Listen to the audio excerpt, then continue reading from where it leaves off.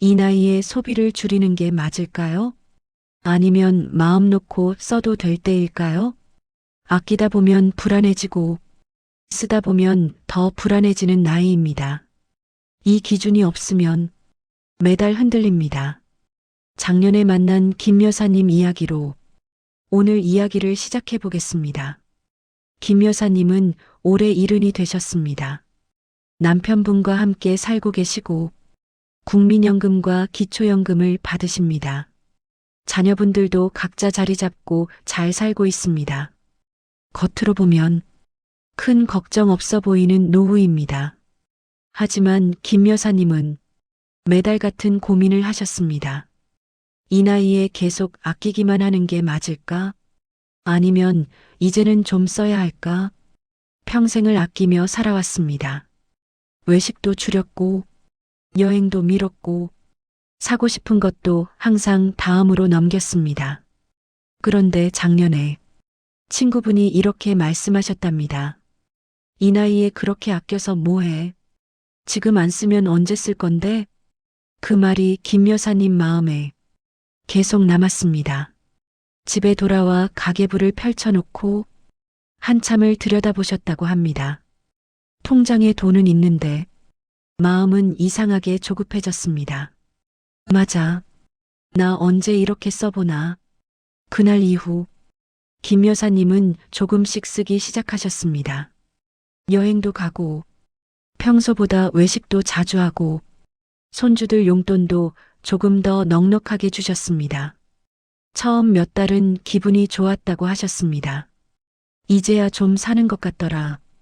그런데 6달쯤 지나 어느 날 통장을 다시 보셨을 때 김 여사님 손이 잠깐 멈췄다고 합니다. 잔고 숫자가 눈에 확 들어왔습니다. 분명 아직 여유는 있는데 줄어든 속도가 생각보다 빨랐습니다. 그 순간 이 생각이 들었다고 하셨습니다. 내가 지금 잘 쓰고 있는 건가? 아니면 그냥 쓰고 있는 건가? 그날 밤 김 여사님은 잠을 잘 못 주무셨습니다.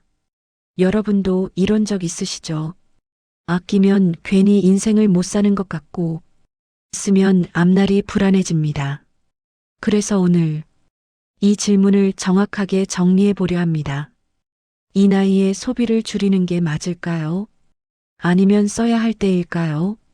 결론부터 말씀드리면 둘 다 맞고 둘 다 틀립니다. 기준 없이 아끼는 것도 문제고 기준 없이 쓰는 것도 문제입니다. 왜 그런지 실제 사례를 통해 하나씩 살펴보겠습니다.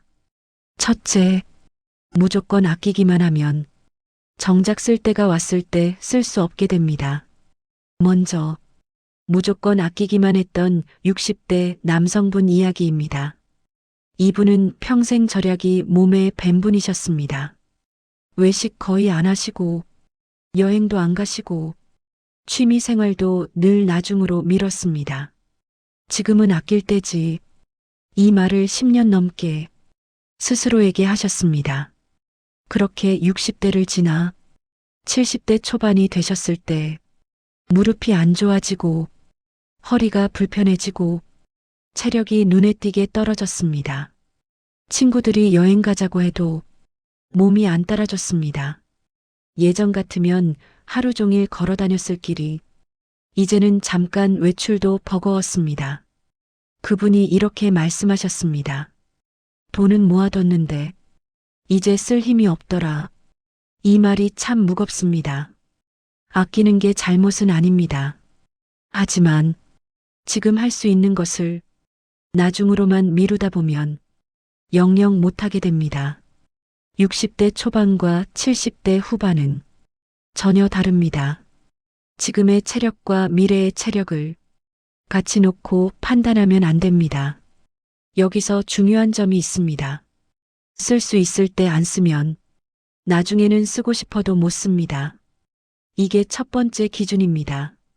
둘째, 무조건 쓰기만 하면 노후 자금이 생각보다 빠르게 바닥납니다.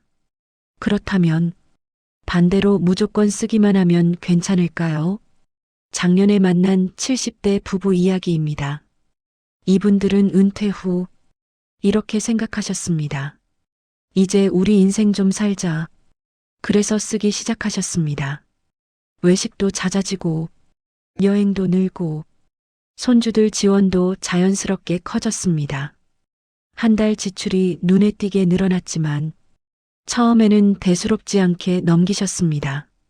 그런데 어느 날 카드 명세서를 넘기다 부부가 동시에 말이 없어졌다고 합니다. 생각보다 고정 지출이 많았고 줄일 수 없는 돈도 꽤 있었습니다. 병원비, 관리비, 보험료, 이걸 빼고 나니 남는 돈이 생각보다 적었습니다. 그때 이런 말이 나왔다고 합니다. 이렇게 쓰다가는 몇 년 못 버티겠네. 그제야 불안이 현실로 다가왔습니다. 노후 자금은 한번 줄어들면 다시 채우기 어렵습니다. 60대 이후는 돈을 버는 시기가 아니라 있는 돈으로 살아가는 시기입니다. 지금 쓰는 돈은 미래의 나를 앞당겨 쓰는 돈일 수도 있습니다. 이게 아무도 책임져 주지 않습니다. 지금 안 쓰면 언제 쓸 건데 이 말에만 기대다가 몇 년 후 더 큰 불안을 마주하게 됩니다. 셋째, 쓸 곳과 아낄 곳을 명확하게 구분해야 합니다. 그래서 중요한 건 아끼느냐 쓰느냐가 아닙니다. 어디에 쓰고 어디를 아끼느냐입니다. 작년에 만난 60대 여성분 사례를 보겠습니다. 이분은 병원비 지출이 많았습니다. 당뇨약, 혈압약, 무릎 치료, 한 달에 고정으로 나가는 돈이 꽤 있었습니다. 하지만 다른 부분에서는 명확하게 선을 그으셨습니다. 외식은 줄이고 집에서 식사하고 옷은 필요할 때만 샀습니다. 그렇게 5년을 사셨는데 건강은 유지됐고 통장도 큰 변화가 없었습니다. 이분이 이렇게 말씀하셨습니다. 건강에는 쓰고 나머지는 아껴야 오래 살겠더라. 이 말 안에 기준이 있습니다. 쓸 곳은 아끼지 말고 아낄 곳은 과감하게 아끼는 것. 정리해 보겠습니다. 이 나이에 반드시 써야 할 곳. 첫째, 건강관리 비용. 이건 아끼는 순간 더 큰 돈으로 돌아옵니다. 둘째, 지금 할 수 있는 경험, 여행, 만남, 움직일 수 있을 때의 활동. 이건 미루면 기회 자체가 사라질 수 있습니다.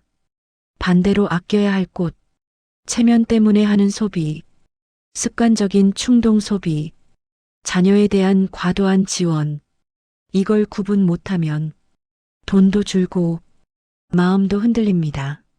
실전 기준을 3가지로 정리해 드립니다.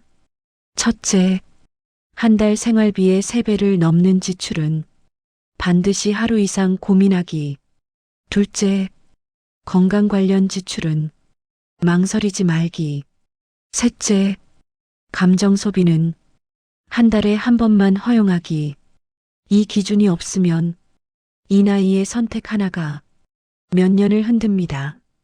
오늘 이야기한 내용은 남 이야기 같지만 내 이야기일 수 있습니다. 지금 쓰는 게 맞는지, 아끼는 게 맞는지 흔들릴 때 이렇게 결정하세요. 쓸 곳은 쓰고 아낄 곳은 아끼는 것. 이게 노후를 지키는 가장 현실적인 방법입니다. 오늘 말씀드린 월별 지출 계획 수첩과 약 복용 기록장 아래 설명란에 링크 달아뒀습니다. 모르면 손해보는 60대 생활 결정 정보 여기서 매일 정리해드립니다. 내일은 혼자 사는 부모 도움 요청해도 되는 선은 어디까지인지 이 선택 때문에 관계가 달라지는 이야기 준비했습니다. 구독해 두시면 매일 꼭 필요한 결정 기준 놓치지 않으실 겁니다.